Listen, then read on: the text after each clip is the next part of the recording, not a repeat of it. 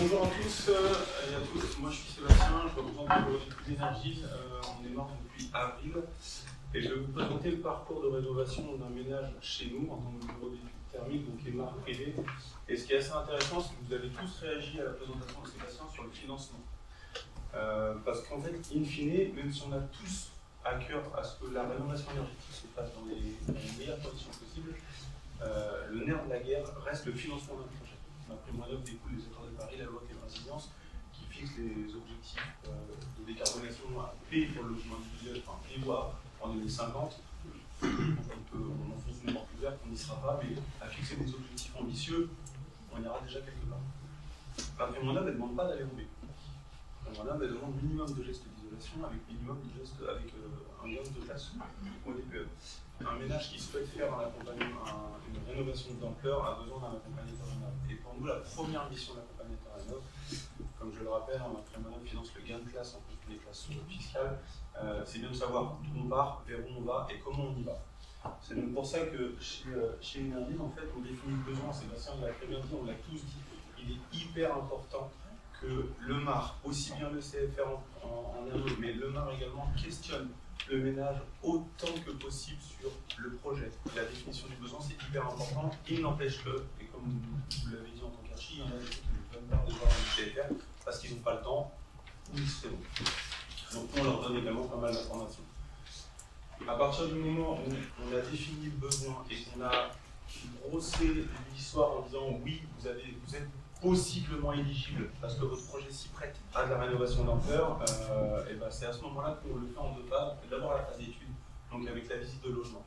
La visite du logement, la phase d'étude avec la réalisation de l'audit et bien évidemment la restitution de l'audit. Et on ne se contente pas de donner l'audit à brut, l'audit étant réglementaire, il est assez imbuvable tout en sachant. Nous on intègre l'audit et je pense que tout le monde le fait ici dans les bars, on explique l'audit, on le fait également avec les ECFR de temps en temps. On vient en restitution, mais on a ces audits-là. Le ménage, il a besoin de savoir quoi, il a besoin de savoir où il est, où est son logement, vers où il va et comment il y va. Mais vous avez tous réagi à la salle de Sébastien sur le financement. Et bien souvent, on a le cas à ce moment-là où quand on a fait la restitution, le ménage se dit, un exemple tout bête, une maison qui est en D, le geste de classe, la faire passer à minima en B. Moi je peux pas. Ménage il n'y a rien, moi je peux pas. J'ai pas les finances pour. Techniquement je peux pas. Alors techniquement c'est toujours tout possible. Il y a toujours les finances qui reviennent dedans. Je peux pas, donc je vais faire un truc en moins. Oui, mais en attendant, vous n'avez plus besoin de MAR. Parce que vous ne rentrez plus dans les conditions de geste, de classe, etc. Donc c'est à ce moment-là où le ménage se pose la question et dit est-ce que mon projet il est financièrement entendable, supportable, idéologiquement est-ce que ça me va? Il y en a qui ne veulent juste pas entendre parler de la PAC. Ça arrive, je ne rentre pas dans le débat. Ils ne veulent pas. Et financièrement, il y en a qui ne peuvent juste pas. S'ils ne peuvent pas, sauf conditions supérieures, on les renvoie vers le geste par geste avec la prise en charge toute en partie de l'audit pour ces ménages qui sont très modestes ou intermédiaires. Bien entendu, tout ce schéma-là, il a été validé avant avec les discussions qui ont été faites sur les territoires concours avec le CFR. Quand il y a un OPA ou un pic en cours avec Nantes Métropole, bien souvent c'est renvoyé la Solia ou Cyclométrie ici. Voilà, Solia sur Nantes, Cyclométrie, je crois un peu plus au nord, un peu partout.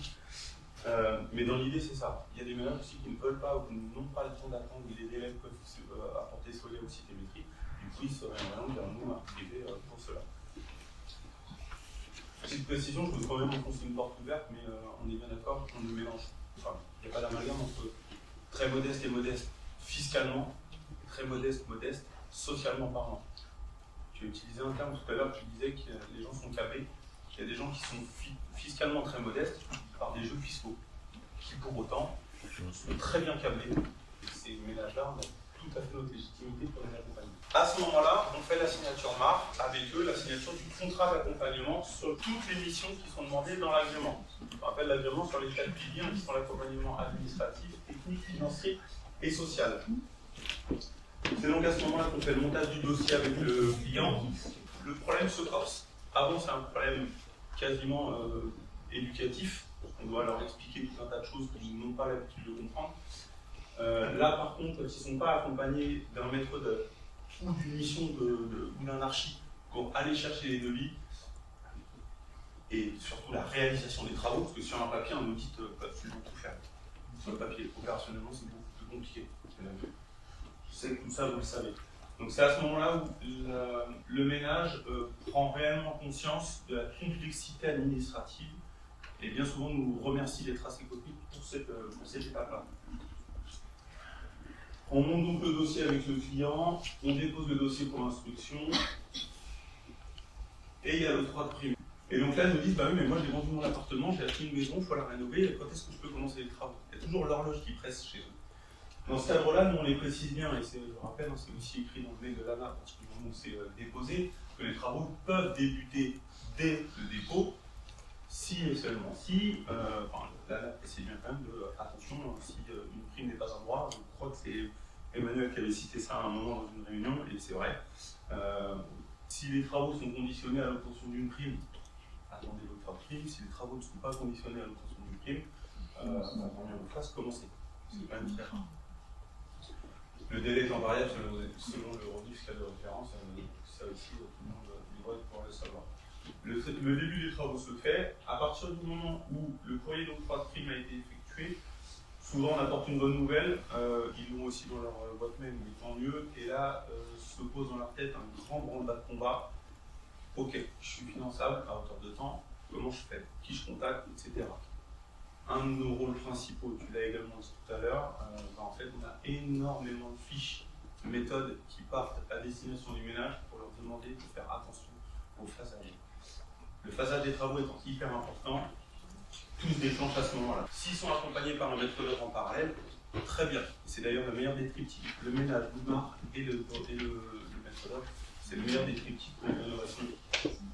Je fais un saut dans le temps pour reprendre ton expression. La fin des travaux arrive, on arrive donc sur la visite et le rapport final d'accompagnement. Bien entendu, on vérifie que tout a été réalisé dans la règle de l'art et c'est à ce moment-là où on fait la demande de sol. Chez nous, on a la particularité de porter le mandat administratif, donc on fait à leur place également les démarches de dépôt. Précisément, la seule qu'on ne fera jamais, bien entendu, c'est la création du compte à leur place, même si ça reste. Et ça revêt un caractère assez compliqué, de plus en plus pour certains ménages. La création d'un compte, et si tant que quelqu'un veuille le faire, la création d'un compte MaPrimeRénov' à la place d'un ménage, c'est une usurpation d'identité. Comme ça, mais ça reste quand même une usurpation d'identité. Donc, tout ce parcours-là, on a quand même bien l'intérêt surtout de le faire en deux phases. La phase étude, la phase accompagnement. La phase étude, un audit, quand on reprend la définition du mot audit littéral, qu'il soit financier, administratif, juridique, tout ce que vous voulez, c'est un document, une fois dans les mains du client, c'est un document qui lui permet de prendre les bonnes décisions. Est-ce que oui ou non, je veux aller dans la rénovation globale? Il existe d'autres solutions permettant, peut-être moins globales, mais permettant d'améliorer énergétiquement un logement, sans forcément aller tout penser.